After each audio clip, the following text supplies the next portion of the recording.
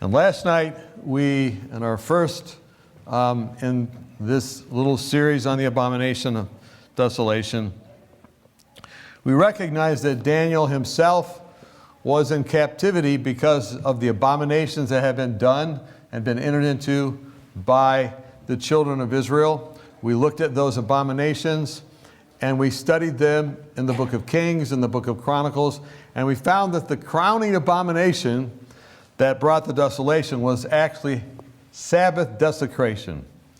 And it was a result of that they had to go into captivity for 70 years. Well, let's just ask the Lord to bless us here before we look further now in our second segment. Let's just pray together.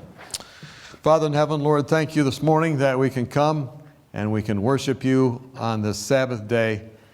And whether we're here on location or joining online, we ask that your Spirit would be with us, that we could understand more about this important phrase. We come in Christ's name. Amen. So, why are we talking about the abomination of desolation? As we been looking at what's happening in the world around us, it's almost as if the events that are talked about in Matthew chapter 24 are all coming to remembrance. We have racial unrest, and like Matthew 24 says, nation will rise against nation. And of course, that word is ethnos, ethnic group rising against ethnic group, and we see that happening. And we talked about that in several messages. Samaritan Lives Matter, looking how Jesus dealt with racial tension and how important it was. Then we have a time of pestilence, Matthew 24:7 again. And of course, pestilences have been seen throughout history, but perhaps nothing in terms of knowledge at the same time like COVID-19. And not only is there a pandemic of COVID-19, there's a pandemic of fear, misunderstanding, and politicization of COVID-19. We have studies that come out that say, this medication is wrong, and this person that's talking about it is wrong. And then studies come out and say, wait a minute, this medication is right, not because that person talked about it, but because now we have a scientific study. People are getting confused, and so there's a pandemic also of uncertainty and confusion. It says in Matthew 24:9, there'd be a time of when people would be offended. People would be offended about if you talk to them about their past. They'd be offended about the present or about the future. And we certainly see that. Children turning against parents and parents against children, and backed by the government sometimes to do that. Politicians and the appointees that they put on the Supreme Court not doing what they think they should do. And so we have a time of betrayal, depending on who you're talking to. A time of false dreams and false prophets. I received emails from a number of people showing me a dream. Is this a true dream? Is this a false dream? How can I tell the difference? And then false prophets, people saying that that judgments will come on certain cities at a specific time in July based on prophetic scenarios, taking out large newspaper ads. And so false prophets, why do I say false prophets? This individual has done this like 3 or 4 times before, and now it's doing it again. And we had a whole message on that, Time No More, how to relate to the time prophecies last week. So look up that if you'd like more on that. And then a time of abounding lawlessness, where the high court of this land is passing laws or interpretations of laws that go against more and more of the 10 Commandments. Lawlessness abounding. Now, this is a country that actually is supposed to be pluralistic. And so people are okay to have any belief they'd like or no belief. Freedom for religion or for no religion. And yet, when the high court is passing those laws, it will make it potentially harder for those who want to live by God's law to do so. Lawlessness abounding. And then last night we looked at that next phrase in Matthew 24. After all, the next phrase, and this gospel of the kingdom shall be preached to all the world as a witness. And then the end will come. And the verse before that, he endures to the end shall be saved. So after all these signs, there's also concurrently a sign of the end is the gospel being not only preached, but lived. Preached as a witness. So preaching is a little bit different than witnessing. And a witness is someone who's actually transformed by the gospel.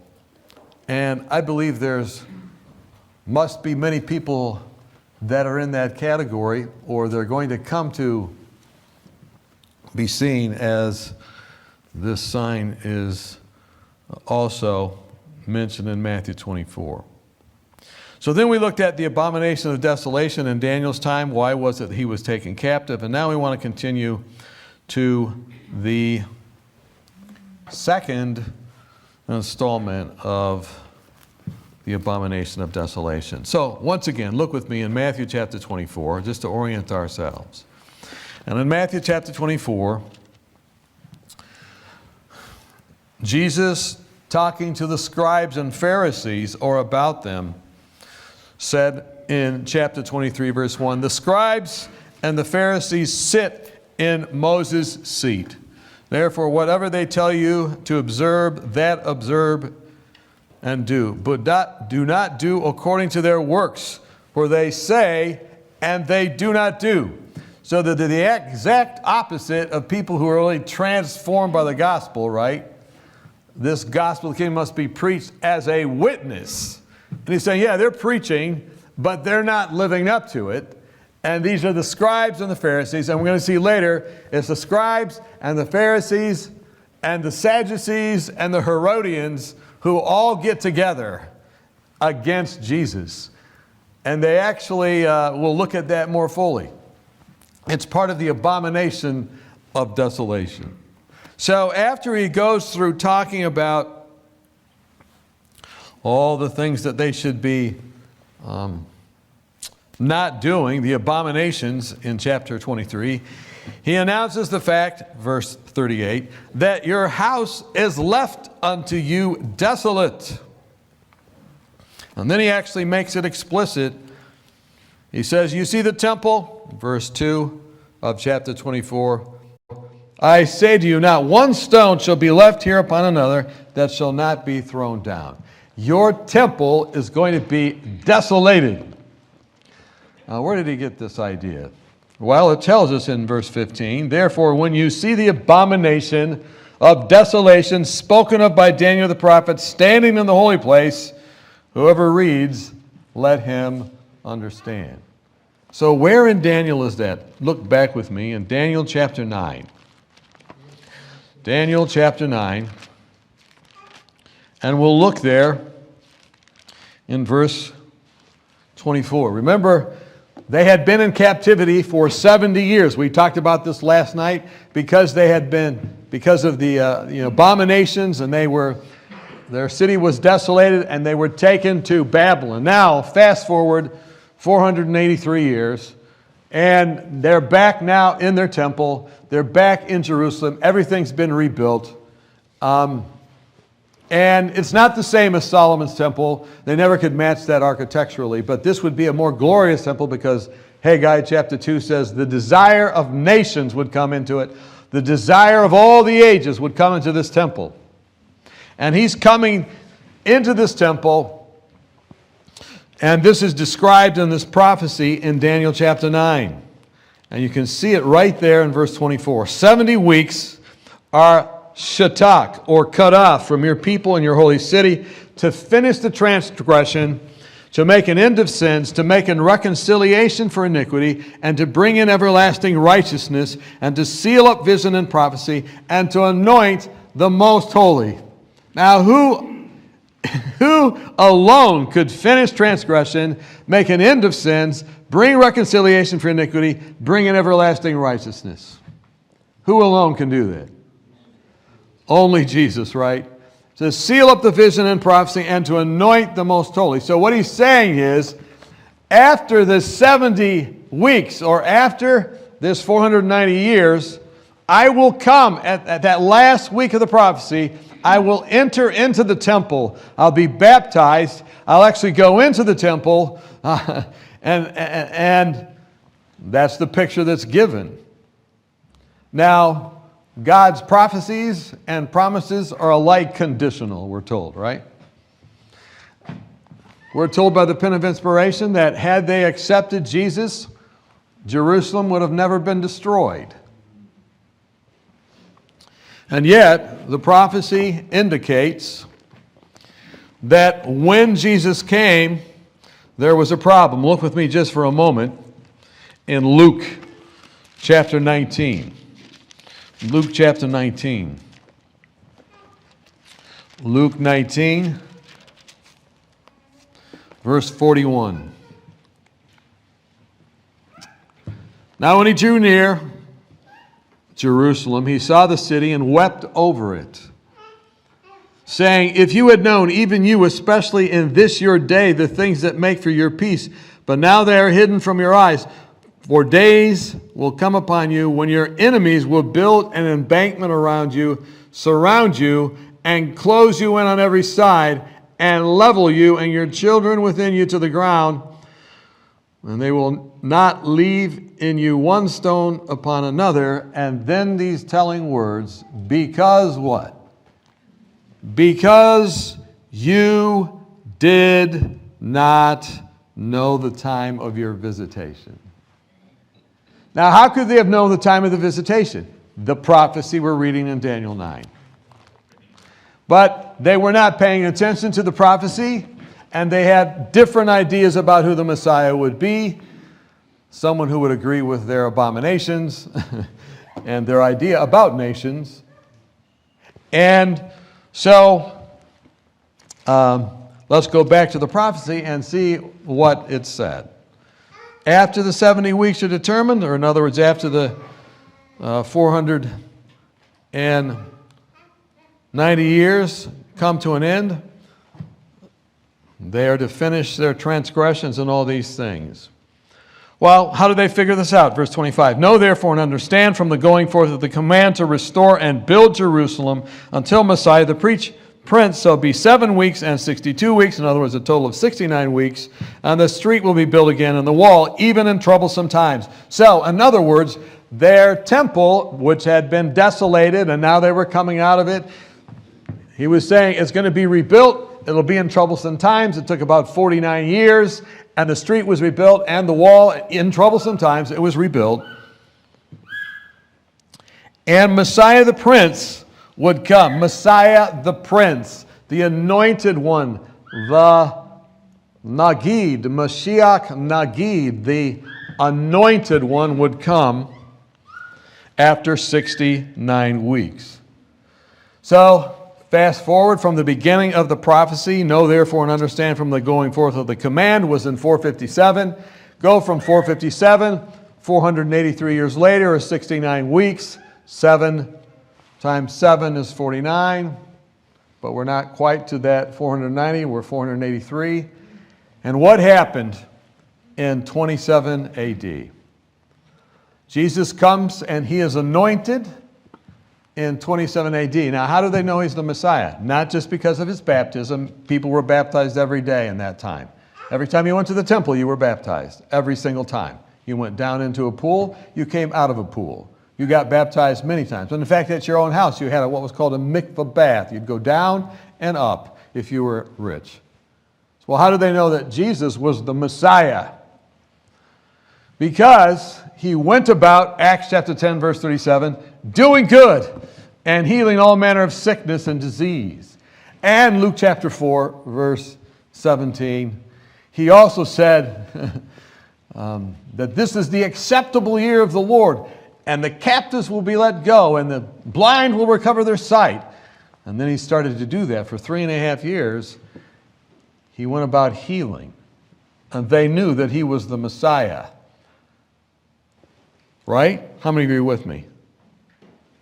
They knew that he was the Messiah. But they resisted heaven's grace, abused their privileges, slighted their opportunities. And John 1:11 says, he came unto his own, and his own received him not. Even though he was going about and doing good, even though he was healing. By the way, in the Old Testament, how many miracles were there in the Old Testament? And how many miracles are there in the New Testament? I'm talking about, there are many miracles in the Old Testament, like the Exodus and those kind of things, but specific miracles where one individual, like, heals someone else or these kind of things. Not very many, less than 10. Some people say 6. They're looking at Elisha, Elijah, not very many.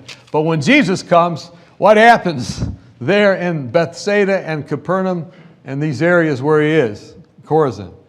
He does 39 miracles. 39 dramatic miracles. He's raising the dead. He's healing the sick. The recovery of the sight to the blind. And people are saying, this is it. He's feeding the 5,000.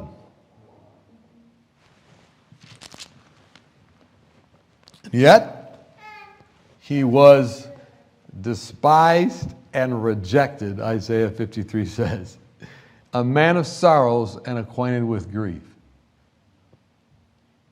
We hid, as it were, our faces from him. He was despised, and we esteemed him not. Isaiah 53 says. Now look with me at how the prophets described the abominations that would happen in Israel that would lead to its desolation. Go back with me in Micah. Micah, Nahum, Habakkuk, Haggai, Zechariah, Malachi. So let's go back there.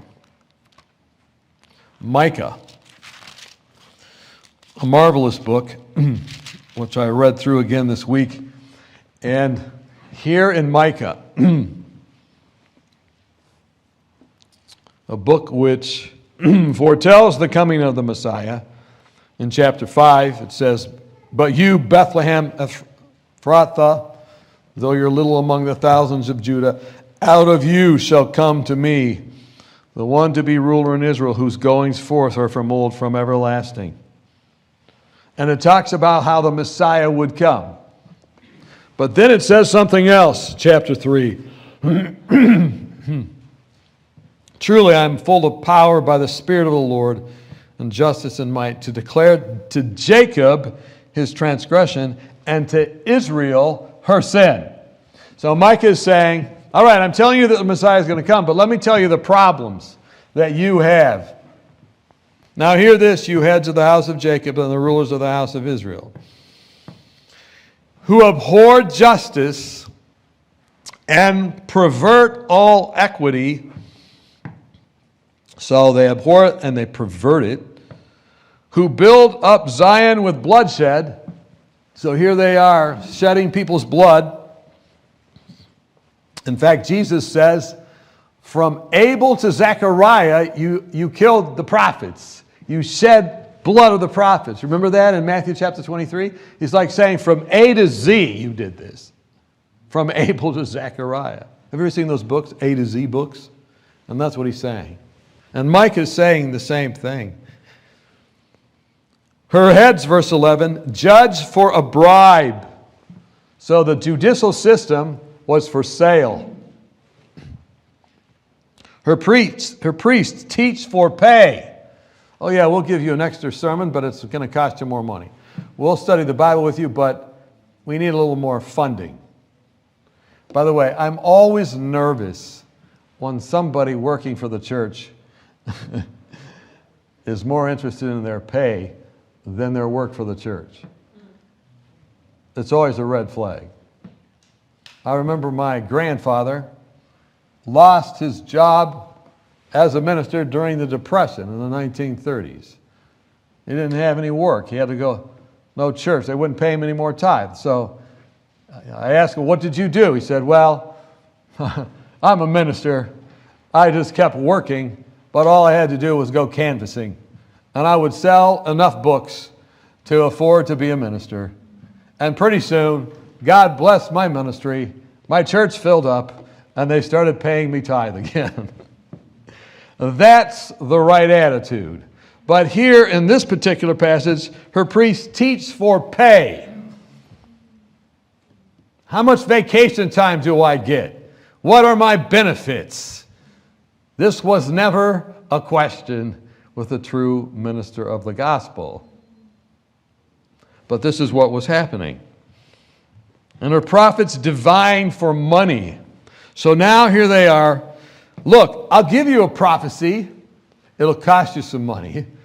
But what kind of prophecy do you want? And you remember how Nebuchadnezzar did not like that. He was surrounded by false religious instructors, and he finally said, I know you're liars.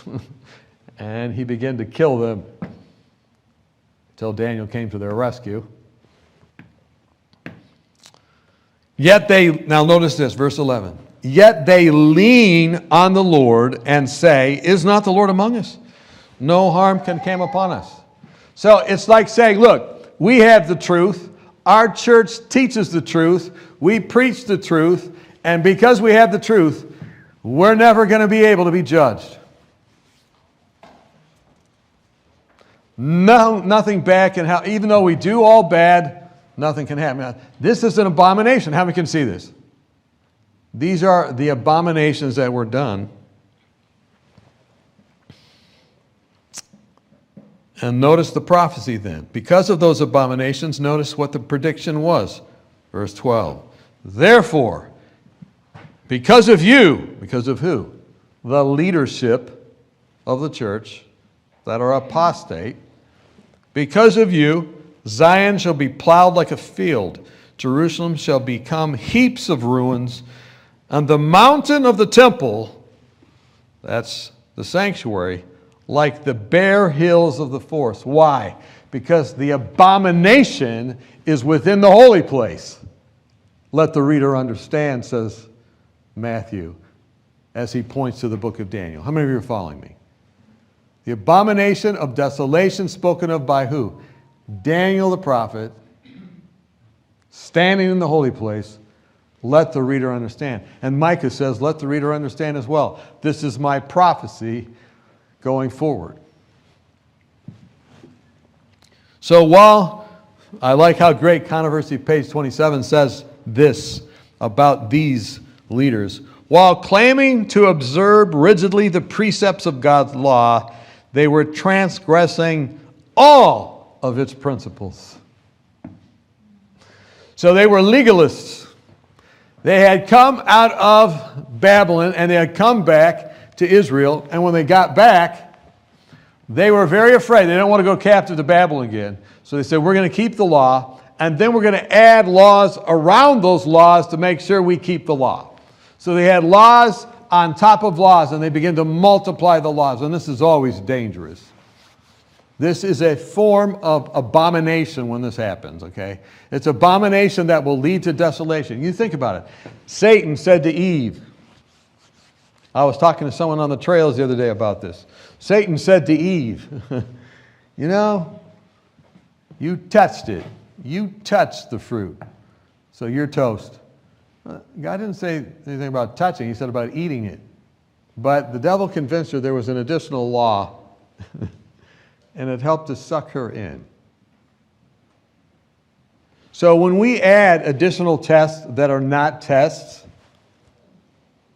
we're in trouble. And if we think our law-keeping even saves us, we're in trouble. Because righteousness belongs to you, but to us, sin, shame and face, mercy belongs to you. In other words, it's only Christ's righteousness that saves us, imputed and then imparted. He is as much responsible for our sanctification as he is for our justification. We have no credit to take for either. And only by saying that and understanding that do we give him glory. Glorification, right? How many were with me on this? So, they were adding these abominations upon abominations. Let's just look at some of them. Go back to Matthew now.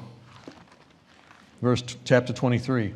They sit in Moses' seat, but don't do what they don't do according to their works. Listen to them. But what do? Verse 4. They bind heavy burdens hard to bear and lay them upon men's shoulders, but they themselves do not move them with one of their fingers. But all their works they do to be seen by men. They make phylacteries broad and enlarge the borders of their garments. So they wore these little boxes called phylacteries. A phylactery was a little box, and inside the box they put the scriptures. So it said in Deuteronomy that you should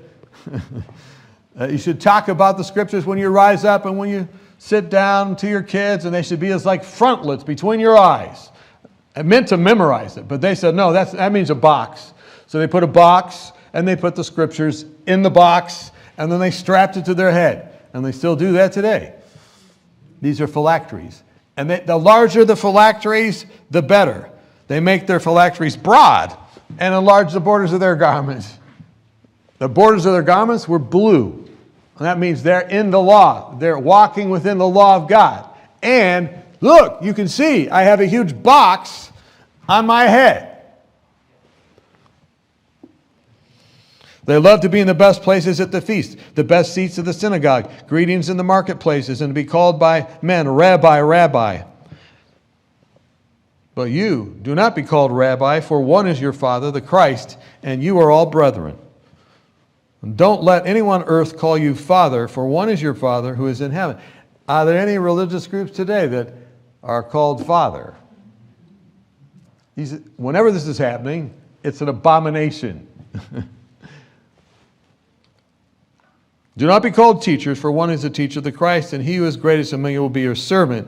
And whoever exalts himself will be humbled, and whoever humbles himself will be exalted. But woe to you, scribes and Pharisees, hypocrites! You shut up the kingdom of heaven against men, for you neither go in yourselves, nor do you allow those who are entering to go in. Woe to you, scribes and Pharisees, for you devour widows' houses, and for a pretense make long prayers, and therefore you will receive greater condemnation. So here they were stealing the money from widows, and all the time making long prayers, not taking care of the Samaritan. They'd pass by the other side. Samaritan lives didn't matter to them.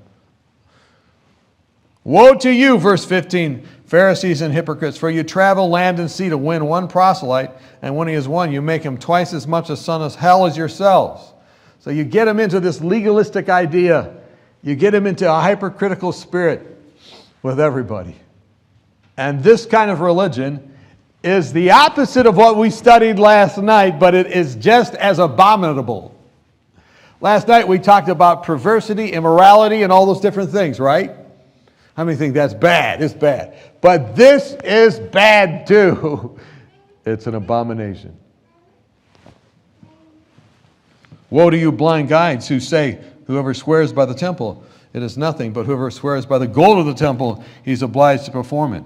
So motivated by money rather than true worship. Fools and blind, for which is greater, the gold of the temple or that which sanctifies the gold? Or the temple that sanctifies the gold? And whoever swears by the altar, it is nothing, but whoever swears by a gift, he's obliged to perform it. So they're motivated by pecuniary interests. They're motivated by money.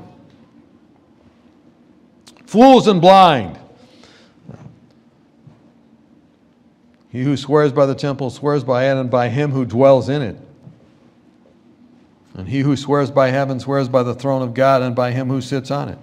Woe to you, verse 23, scribes and Pharisees, hypocrites, for you pay tithe of mint and anise and cumin, and have neglected the weightier matters of the law, justice, mercy, and faith. These you ought to have done without leaving the others undone. You told me, O man, what is good, and what does the Lord desire of you, but to love justice and to do mercy and to walk humbly with thy God. He's quoting from Micah, just where I showed you the list of abominations. And he's saying, just as Micah said, you are actually living out those abominations. Can you see the connection there? He's quoting from Micah. Blind guides who strain out a net and small a camel. In the literal language, that's, you would say, Gamal. Kamal. Can you say that with me today? Gamal, Kamal. Gamal was a gnat, and a Kamal was a camel. It was kind of a play on words. He wanted them to remember, Gamal Kamal. You strain out a gnat and swallow a camel. Another place, why is it that you're an ophthalmologist when you have a beam coming out of your head? Why are you trying to do surgery on other people when you have a log? I always thought that was funny as a little boy. Going to see the eye doctor, the doctor comes in with a log and says, I'd like to check your vision. Woe to you, scribes and Pharisees, hypocrites, you cleanse the outside, but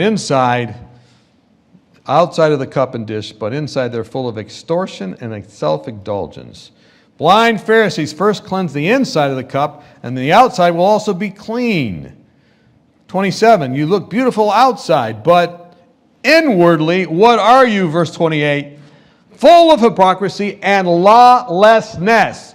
So here they are, lawless, while expanding laws.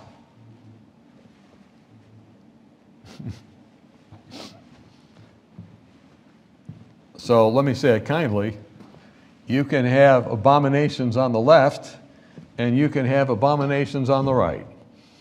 You can have abominations among the progressives, and you can have abominations among the conservatives.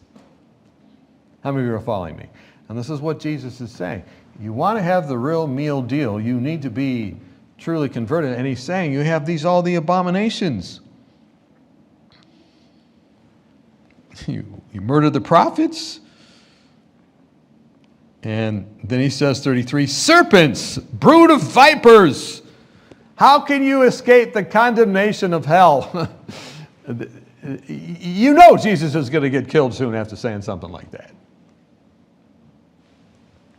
Therefore, indeed, I send you prophets, wise men, and scribes. Some of them you will kill and crucify, and some of them you will scourge in your synagogues and persecute from city to city, that on you may come all the righteous blood shed on the earth, from the blood of, there it is, righteous Abel, to the blood of Zechariah, A to Z, the son of Berechiah, whom you murdered between the temple and the altar. And I say to you, all of these things will come on this generation. So those are the abominations. And then here comes the promise of desolation, just like we saw in Luke. Oh, Jerusalem, Jerusalem, the one who kills the prophets and stones those who are sent to her, how I wanted to gather you,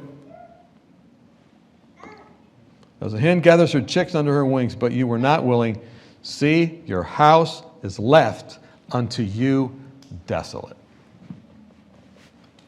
Just like we saw, the reason Daniel had to go and the others were taken captive was because the nation was desolate or abominable, so they had to go into desolation. And now Jerusalem itself, the leaders are what? They're abominable, and Jesus is saying the desolation is coming upon you. Now, where is that in the book of Daniel? Go back with me and see the prophecy. Jeremiah, Ezekiel, Daniel, let's look at it, and I'll show it to you right in the text. So, this decree came to rebuild the temple. And then what's it say? Until Messiah the Prince will be 7 weeks and 62 weeks. The street built again in troublesome times. Now look at verse 26a that goes with 26b, or 26a goes with 27a, and 26b goes with 27b. They're kind of linked. And after the 62 weeks, Messiah shall be cut off, but not for himself. And look at 27, the first part. Then he shall confirm a covenant with many for 1 week, but in the middle of the week he shall bring an end to sacrifice and offering. So what happens to Jesus? He comes to his own receive him not, and finally he is killed in the middle of the week.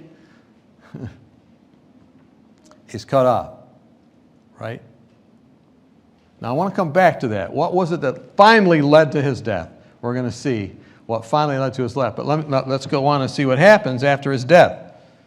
Chapter 9, verse 26, the last part. And the people of the prince who is to come. Who are the people of the prince who is to come? Daniel's speaking here. And who is the prince that was to come? What does it say in verse 25? Messiah the prince. So he is the prince who is to come. Same word, Nagid. The people of the prince who is to come. So who are those people? They're God's people. They're the Jewish people, right? They're the Jewish nation.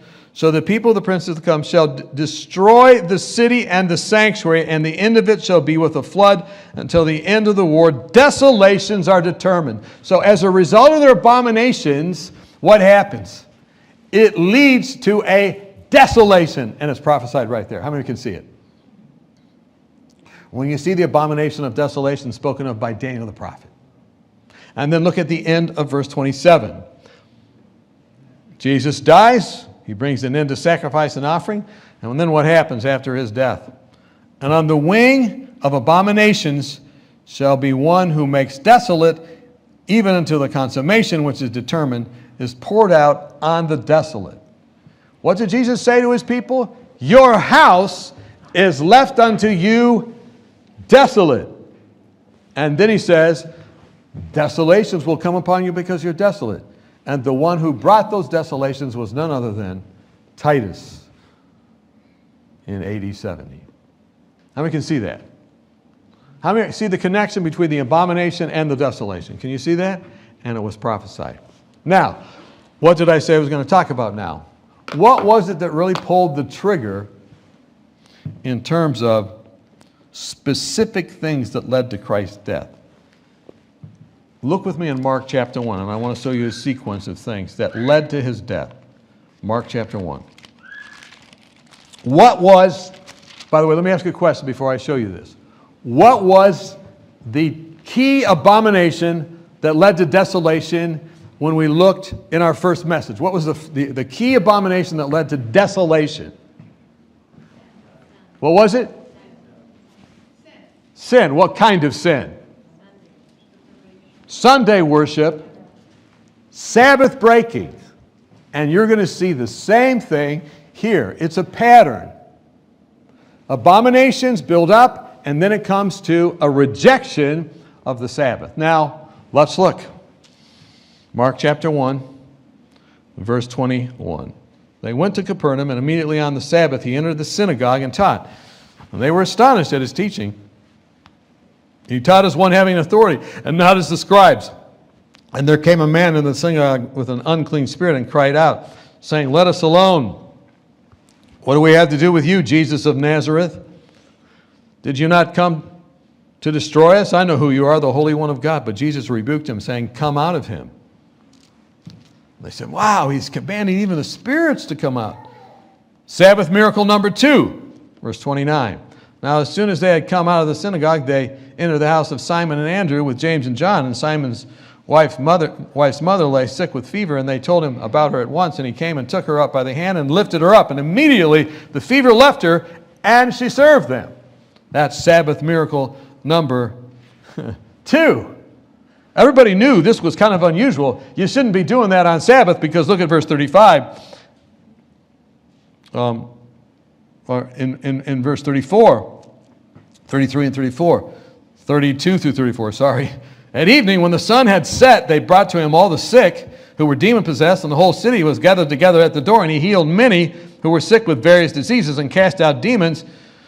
And he did not allow the demons to speak because they knew him. They kind of knew, wait a minute, you're going to get in trouble for this because you're doing it on the Sabbath day, not after sundown. How many are seeing this? Because there was all kinds of laws that have been added to supposedly protect the Sabbath. Now go to Mark chapter 3, verse 1. He entered the synagogue again. This is on the Sabbath. And a man was there with a withered hand. Luke 6:6 says it's the right hand. And he watched him closely, whether he would heal him. They watched him closely, whether he would heal him on the Sabbath, so they might accuse him. So he got away with 2, but this is strike 3. Don't heal on the Sabbath. That's not appropriate. And he said to the man who with the withered hand, Step forward. And he said to him, Is it lawful on the Sabbath to do good or to do evil, to save life or to kill? But they kept silent. And when he looked around them with anger, being grieved by the hardness of their hearts, he said to the man, Stretch out your hand. And he stretched it out, and his hand was restored as whole as the other. Then the Pharisees went out and immediately plotted with the Herodians against him, how they might destroy him. Now look at that text. The Pharisees went out and immediately plotted with who? The Herodians. Did the Pharisees and the Herodians hang out together? No. They hated each other.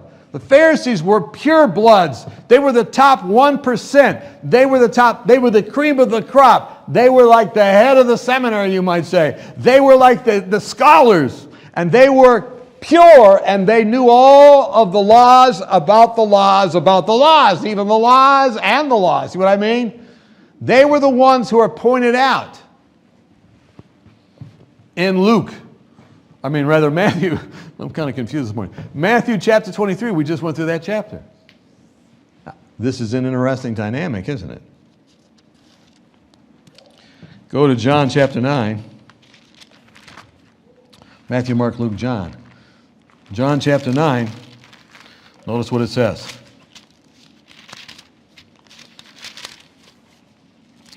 Now, Jesus passed by and he saw a man who was blind from birth.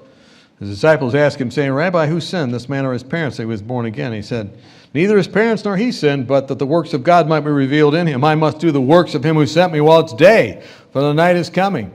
So what day was this, by the way? This was on the Sabbath day.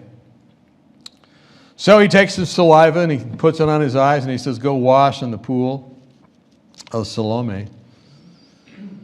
And so he washed and he received his sight. And they said, well, who healed you? Verse 12. And he said, I do not know. And then they brought him, who was formerly blind, to the Pharisees. Verse 14. And now it was the Sabbath when Jesus made the clay and opened his eyes. Then the Pharisees asked him how he had received his sight. And he said, he put clay on my eyes and I washed and I see. Therefore some of the Pharisees said, this man is not from God because he does not keep the Sabbath. They're talking about who? Jesus. And they're saying, this man is not from God because he does not keep the Sabbath.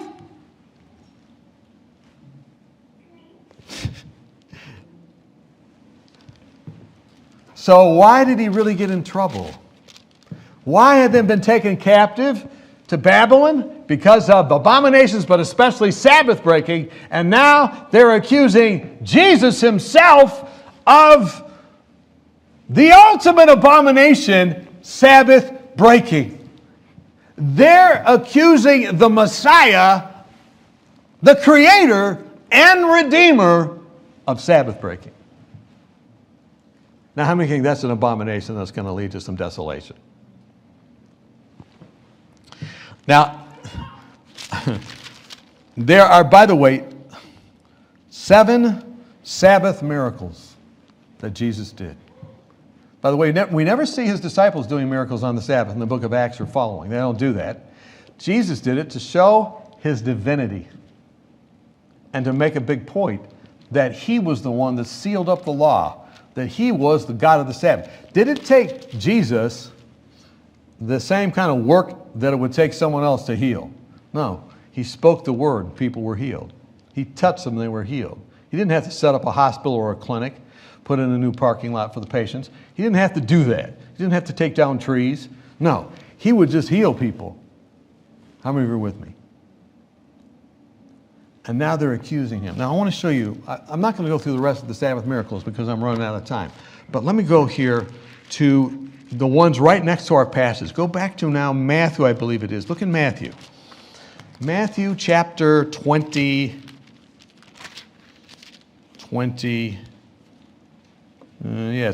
looks good. Then the Pharisees went and plotted how they might entangle him in his talk. This is verse 15, 22:15. And they sent to him his disciples with the Herodians, saying, Teacher, we know you're true. So now the Herodians are coming together with the Pharisees. Right? But then notice who else gets together with them. Verse 34. He would shut them down and all these things. But when the Pharisees heard that he had silenced the Sadducees, they gathered all together. And you then have the Pharisees, the Sadducees, and the Herodians. Who were the Herodians? Who did they follow? Who was the ruler? Herod.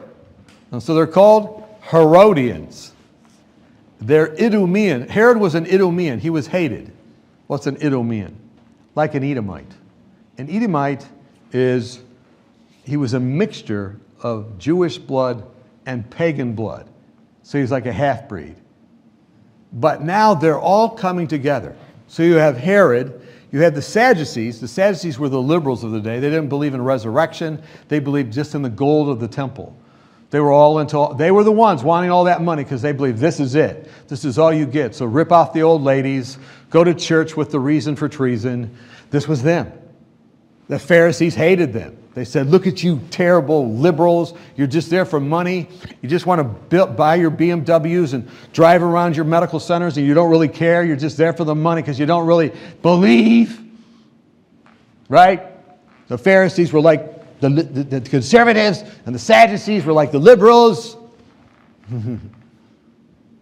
One was apostate because they added extra rules and they were legalists, and one was apostate because they were ripping people off and didn't really believe, but they both really didn't believe. And they said, what are we going to do with this person who actually believes and comes in and he's like pure and he's like holy and he's doing everything according to the prophecies and things, and people like him, and we're going to lose our money and we're going to lose our prideful positions. We got to catch him doing something. And so they all came together and decided, after 7 Sabbath miracles, that it was because of the Sabbath that he needed to die. They sought to kill him because of true Sabbath observance. And to do that, they brought together what? Church and state. Herod and the Sadducees and Pharisees. Church and state came together, and that was the abomination that caused desolation. Caiaphas and the others were right there in the holy place. Let the reader understand. When you see the abomination of desolation spoken of by Daniel the prophet, let the reader understand. Standing in the holy place. Here they were, scribes and Pharisees, ministering in the holy place.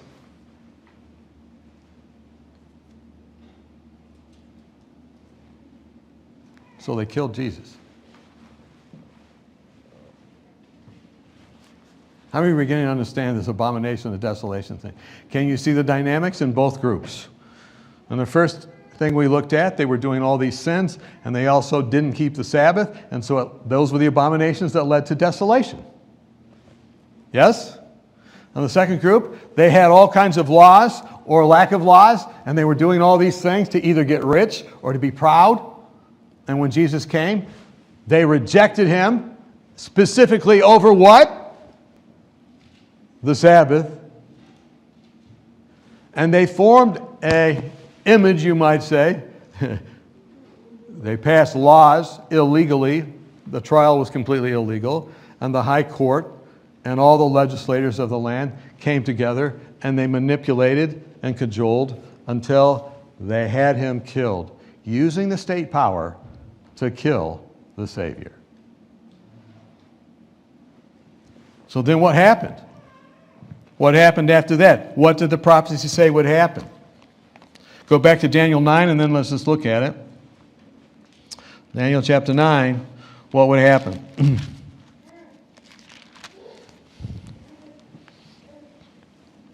Daniel 9:26. The people of the prince who is to come shall destroy the city and the sanctuary. In other words, by what they did with the Messiah, it led to a destruction of the city and the sanctuary, and the end of it will be with a flood. Until the end of the war, desolations are determined. And then at the end of the next verse, on the wing of abominations shall be one who makes desolate, even until the consummation which is determined is poured on the desolate. So what they did was going to lead to what? It was going to lead to the destruction of the temple. Did it happen right then? When Jesus died, the temple curtain was rent from top to bottom. How big was that curtain? How many people did it take to put up that curtain? It took 50 priests to put up the curtain, according to Josephus. 50 priests. That's not like a curtain that you have at your house. How many of you have a curtain like that at your house? No, it's like a wall. And that curtain was embroidered with gold. Angels were on it. And when Jesus died in Matthew 27:51, about that era, 51, 52, the temple was rent from top to bottom. Could not have been a human hand. And this was showing people, your house is left unto you desolate. Ichabod, the glory has departed. But he did not. You just read the chapter in Great Controversy, chapter 1. He did not then execute the full judgment. He wanted to give the kids a chance. And they saw all those different things. But they rejected him. And so what happened in AD 70? Titus comes and surrounds the city. What did he told them in Matthew chapter 24? When you see, well, what does he say? Matthew chapter 24. Go with me there and look at it. 24, verse 15. Therefore, when you see the abomination of desolation spoken of by Daniel the prophet standing in the holy place, whoever reads, let him understand. Then let those who are in Judea flee to the mountains, and let him who is on the housetop not go down or take anything out of his house, and let him who is in the field not go back and get his clothes, and woe to those who are pregnant, and those who are nursing babies in those days. And pray that your flight not be in winter or on the Sabbath. In other words, the Sabbath still would be kept, even 40 years later. For there will be a great tribulation, such as never been since the beginning of the world until this time, nor shall ever be. And unless those days are shortened, no flesh will be saved. But for the sake of the elect, those days will be shortened. So he says, look, it didn't happen right then, except the temple is rent. But it's going to be totally desecrated. What did Micah say? It's going to be razed.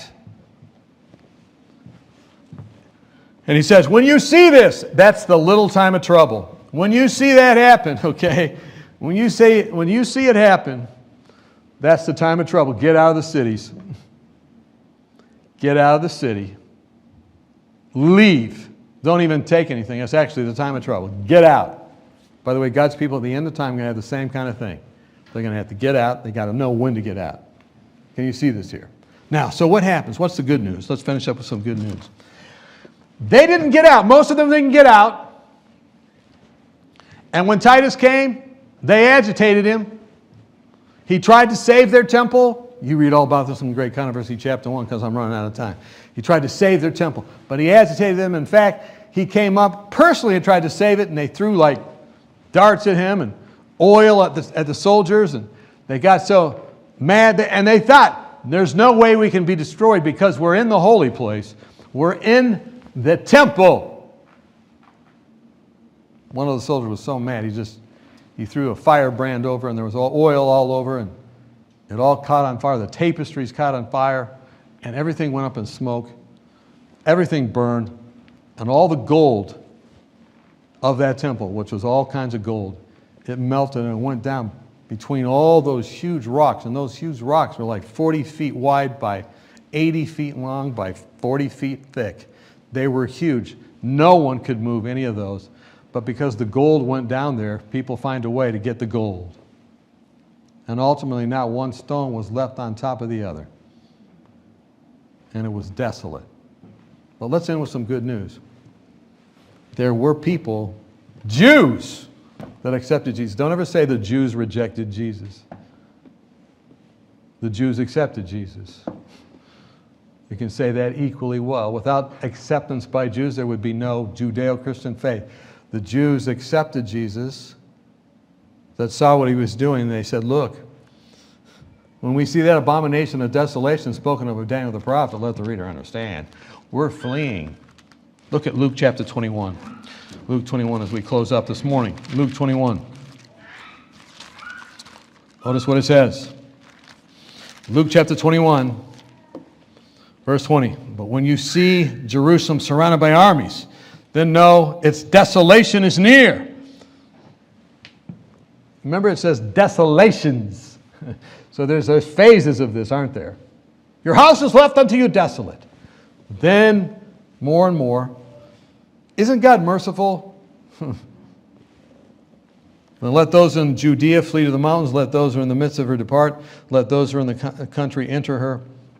For these are the days of vengeance, that all things which are written may be fulfilled.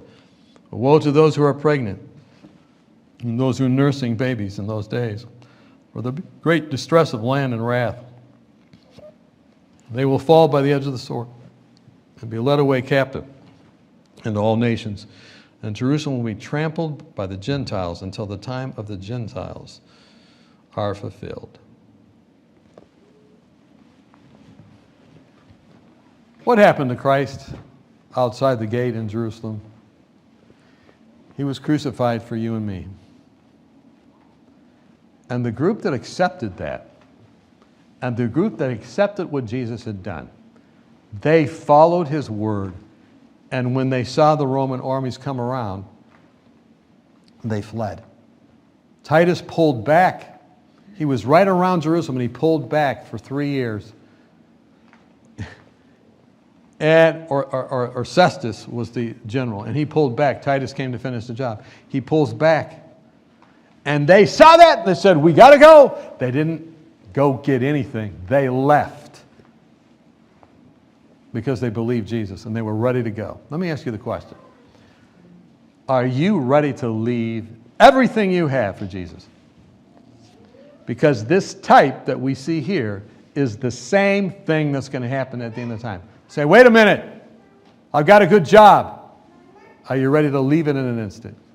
Wait a minute, I have a nice house. Are you ready to leave it in an instant? These people did that, and they went to a place called Pella, and they were saved. And those are the people that are the forebears of the faithful down to this time. How many would be like those who are ready to leave at a moment's notice? When you see the abomination of desolation spoken of by Daniel the prophet, standing in the holy place, let the reader understand, escape, get out. And they did that. The ones who didn't, guess what happened to them? They were crucified just like Jesus was. In fact, there were so many crosses around Jerusalem, you couldn't even walk between them, as the Romans tried to scare all the people still inside the city. And once the city fell, they took the remaining Jews, about 1 million of them, and they crucified them all the way along the road to Rome, all the way from Jerusalem to Rome along the Appian Way, a crucifix, a cross, all the way from Jerusalem to Rome. And then Titus brought his triumph into Rome. You can go there. If you go with me on the Reformation tour, I show you this on day 2. And there's Titus's arch, actually day 1. And there's his arch set up. And there were crosses all the way up to it of the people that did not accept the Christ and his cross, and so died on their own cross all the way to Rome. How many want to accept Christ and his cross? How many of you want to say, Jesus, I've been involved in abominations. I know it's going to cause my desolation, but I'm through with that. I want you to come into my life. I want to have such an experience with you that I'd be willing to leave whatever I'm doing like that when I see the abomination of desolation spoken of by Daniel the prophet. How many want to have that kind of experience? Let me tell you, you're going to have that kind of experience if you're living at the end time, because we've now covered the second installment of the abominations of desolation spoken of by Daniel the prophet, but there's 2 others, and guess what they're related to? The end of time, when the same scenario repeats itself again. How many of you want to understand the Sabbath more fully? Because the contention that led to Christ's death was over the Sabbath. And guess what the contention at the end of time will be over? God's law, but specifically the Sabbath.